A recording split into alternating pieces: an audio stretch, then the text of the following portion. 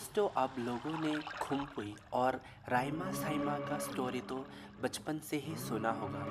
आज मैं आप लोगों को फिर से राइमा शर्मा की कहानी को सुनाने के लिए आप लोगों के पास आया हूँ। दोस्तों, हमारे त्रिपुरी लोगों के लिए गोमती नदी और दोम्बर धाम जितना गंगा पवित्र है हिंदुइज्म में, उतना ही पवित्र है गोमती नदी हम त्रिपुरी लोगों के लिए। ये सिर्फ हमारे लिए धाम ही नहीं, हमारी संस्कृति है, हमारी विश्वास और भरोसा है, जो हम हर साल यहाँ पे संक्रांति के समय पूजा देने के लिए जाता है। एक समय की बात है जब एक औचाय और उसके परिवार रहा करता था। उसका दो बेटियां था। बड़ा बेटी का नाम राइमा और छोटे बेटे के नाम शाइमा। दोस्तों, औचाय उसको कहते हैं जो त्रिपुरा में पूजा पाठ करते हैं। पूजा पाठ करने की वजह से वो औचाय का समय नहीं होता था अपने परिवारों को देखभाल करने का। उसके साथ साथ उसकी पत्नी भी उसी के साथ लगे रहता था पूजा पाठ करने के लिए, गांव से गांव में जाके पूजा देने के लिए, जिसके कारण उन लोगों की हुक यानी जोम फील्ड में उनका कोई गायरिंग नहीं था। दोस्तों, गायरिंग उसको बोलता है जो जूम करते समय आप लोग दोपहर में या बारिश के समय में रेस्ट करने की जगह होता है।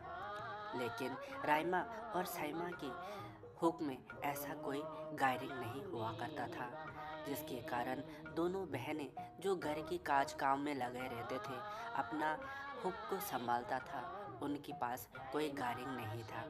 एक दिन बहुत ज़ोर से तूफानी बारिश आने लगा और उन लोगों के पास कोई गायरिंग नहीं था, जिसके कारण उन लोगों को एक बड़ा सा पेड़ के नीचे सहारा लेना पड़ा। ऐसे ही जब बारिश थमा तो बेचारे राइमा के मुंह से एक वचन निकल गया। उसने कहने लगा, ऐसे समय में अगर हमें कोई भी गायरिंग बना के देगा तो वो इंसान हो, देवता हो, या कोई राक्षस, या कोई जानवर, या कोई पशु, या कोई पक्षी, कोई भी हो, मैं उसे से ही अपना पति मान लूँगा। अगले सुबह जब वो लोग जैसे ही अपनी जूम फील्ड में गया तो उन लोगों ने देखा एक शानदार सा गायरिंग किसी ने रातों रात बना दिया। ये देख के दोनों बहुत चौंक गए। ऐसा कौन हो सकता है जो एक रात में इतना सुंदर सा गायरिंग बना सके। जैसे ही दोपहर हुआ, राइमा ने अपने छोटे बहन साइमा को बोला, जाओ बहन, तुम्हारे जीजाजी को बुला कर देखो, देखते हैं कोई इंसान निकलते हैं या कोई देवता।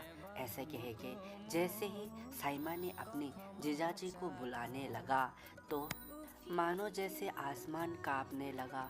सारे हुक और आसपास में ऐसे भयानक तूफानी आने लगा और देखते ही देखते एक बड़ा सा अजगर सांप उन लोगों की तरफ आने लगा।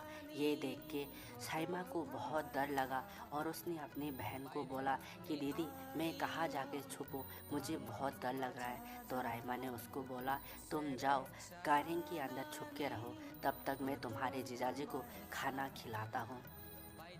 जैसे ही उसने खाना खा के ख़त्म होके वहाँ से चला गया तो साइमा ने अपनी दीदी को पूछा, दीदी, आपको इतना भी डर नहीं लगा? इतना बड़ा सा सांप को आपने खाना खिला के बेच दिया, मेरा तो पूरी रूह ही काँप रहा है।